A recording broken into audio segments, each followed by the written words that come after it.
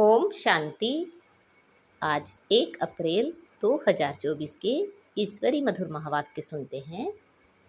मीठे बच्चे, तुम्हारा यह जीवन देवताओं से भी उत्तम है, क्योंकि तुम अभी रचयिता और रचना को यथार्थ जानकर आस्तिक बने हो।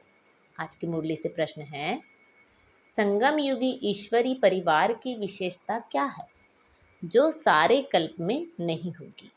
उत्तर है, इसी समय स्वयं ईश्वर बाप बनकर तुम बच्चों को संभालते हैं, टीचर बनकर पढ़ाते हैं और सदगुरु बनकर तुम्हें गुलगुल फूल बनाकर साथ ले जाते हैं।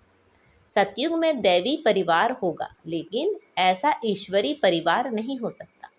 तुम बच्चे अभी बेहद के सन्यासी भी हो, राजयोगी भी हो, राजाई के लिए पढ़ रहे हो। ओम शांति। यह स्कूल व पाठशाला है। किसकी पाठशाला है? आत्माओं की पाठशाला। यह तो जरूर है, आत्मा शरीर बिगर कुछ सुन नहीं सकती। जब कहा जाता है आत्माओं की पाठशाला, तो समझना चाहिए आत्मा शरीर बिगर तो समझ नहीं सकती। फिर कहना पड़ता है जीव आत्मा। अभी जीव आत्माओं की पाठशाला तो सभी हैं, इसलिए कहा जाता है यह है आत्माओं की पाठशाला।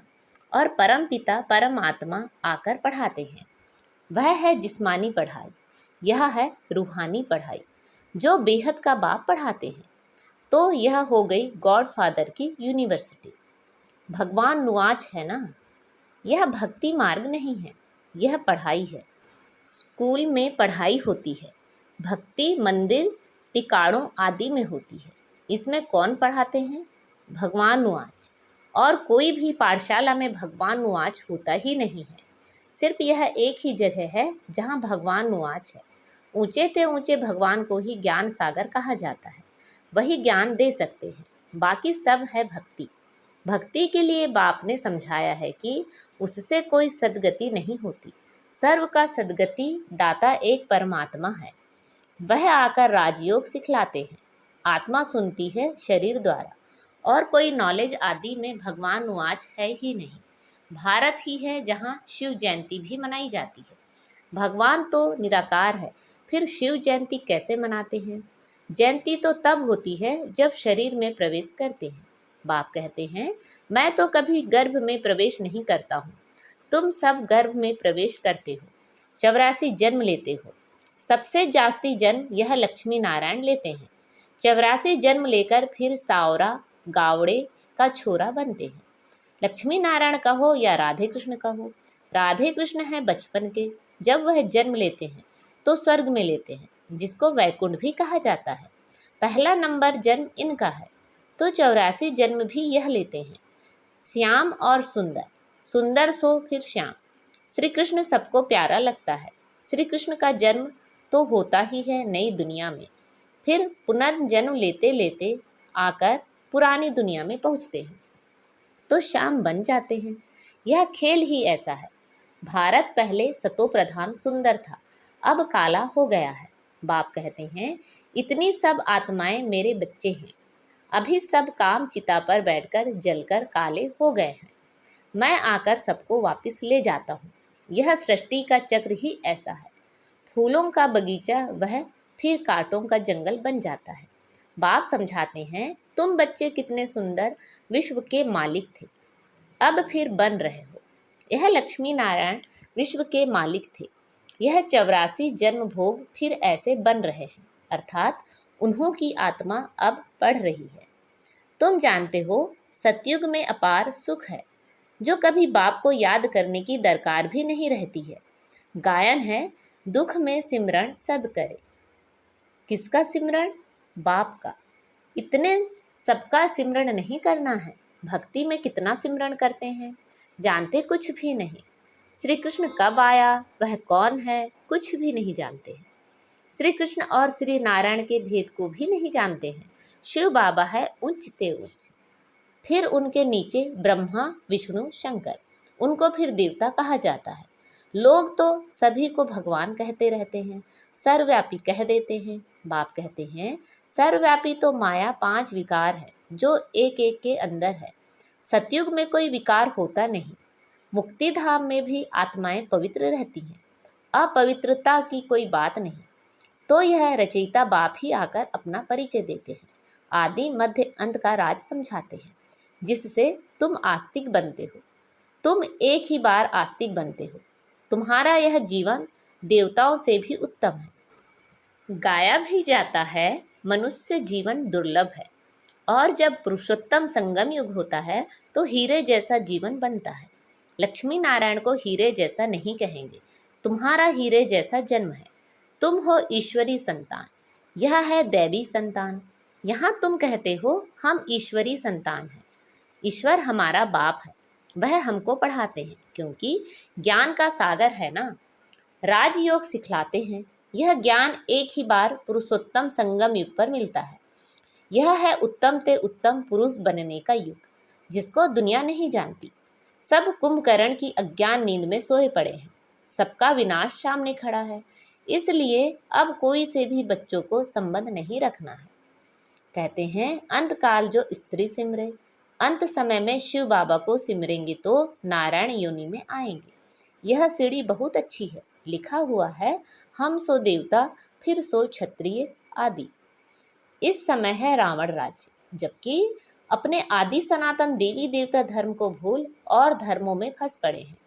यह सारी दुनिया लंका है, बाकी सोने की लंका कोई थी नहीं।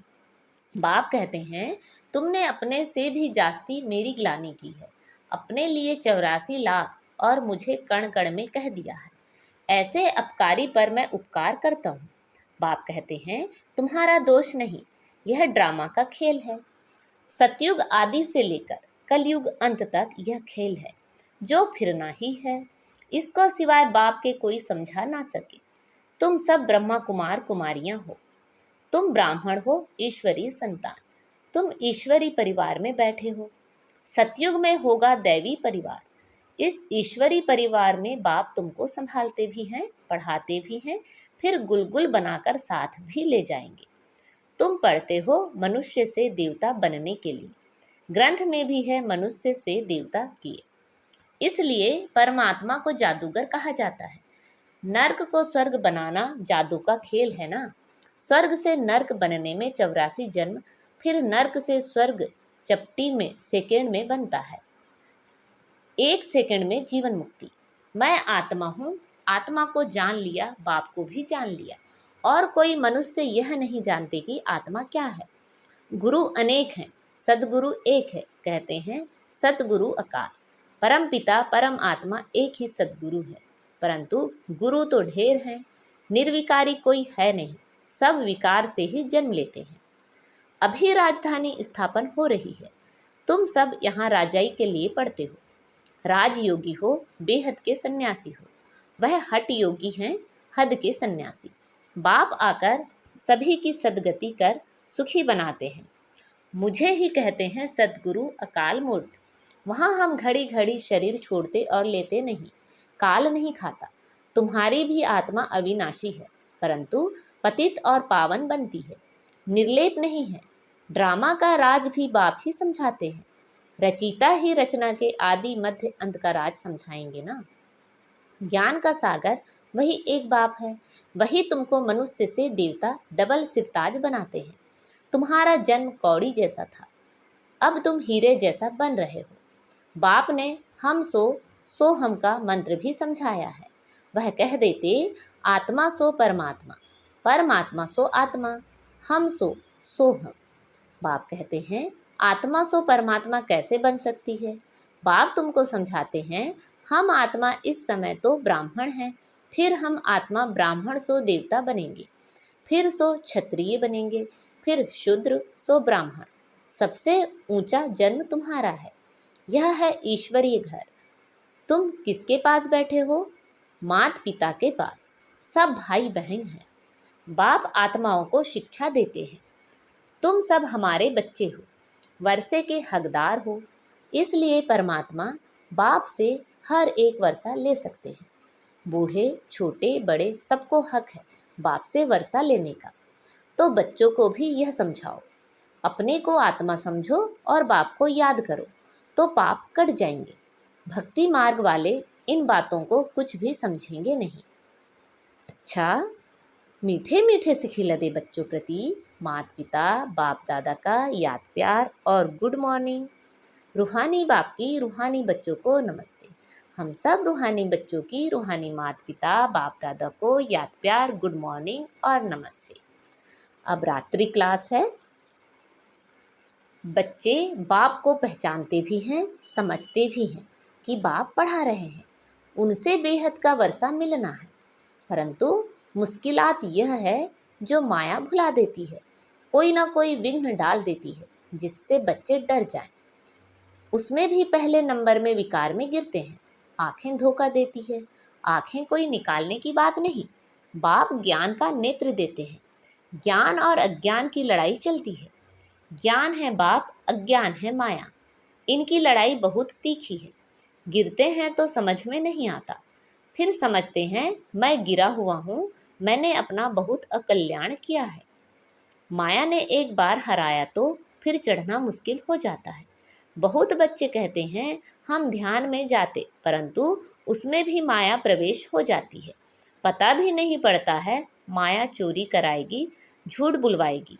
माया क्या नहीं कराती है, बात मत पूछो, गंदा बना देती है। गुलगुल बनते बनते फिर छी बन जाते हैं। माया ऐसी जबरदस्त है जो घड़ी घड़ी गिरा देती है। बच्चे कहते हैं बाबा हम घड़ी घड़ी भूल जाते हैं, तदबीर कराने वाला तो एक ही बाप है, परंतु किसी की तकदीर में नहीं है तो तदबीर भी कर नहीं सकते। इसमें कोई भी पास खातिरी भी नहीं हो सकती। ना एक्स्ट्रा पढ़ाते हैं, उस पढ़ाई में तो एक्स्ट्रा पढ़ाने के लिए टीचर को बुलाते हैं। यह तो तकदीर बनाने के सभी को एक रस पढ़ाते हैं। एक एक को अलग कहाँ तक पढ़ाएंगे, कितने ढेर बच्चे हैं। उस पढ़ाई में कोई बड़े आदमी के बच्चे होते हैं, अधिक खर्च कर सकते हैं तो उनको एक्स्ट्रा भी पढ़ाते हैं। टीचर जानते हैं कि यह डल है, इसलिए पढ़ाकर उसको स्कॉलरशिप लायक बनाते हैं। यह बाप ऐसे नहीं करते हैं, यह तो सभी को एक रस पढ़ाते हैं।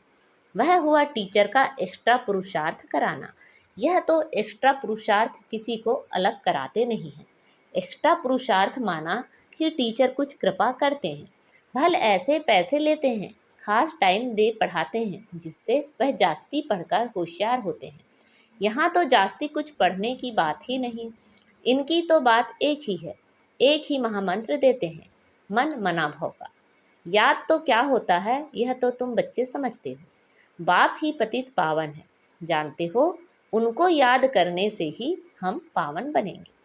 अच्छा, गुड नाइट। आज की मुरली से धारणा के लिए मुख्य सार हैं। सारी दुनिया अब कब्र दाखिल होनी है, विनाश सामने है, इसीलिए कोई से भी संबंध नहीं रखना है। अंतकाल में एक बाप ही याद रहे। श्याम से सुंदर पतित से पावन बनने का यह पुरुषोत्तम संगम युग है। यही समय है उत्तम पुरुष बनने का। सदा इसी स्मृति में रह स्वयं को कौड़ी से हीरे जैसा बनाना है।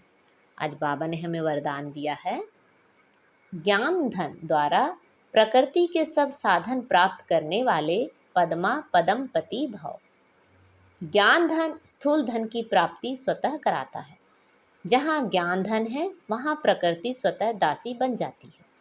ज्ञान धन से प्रकृति के सब साधन स्वतः प्राप्त हो जाते हैं। इसलिए ज्ञान धन सब धन का राजा है।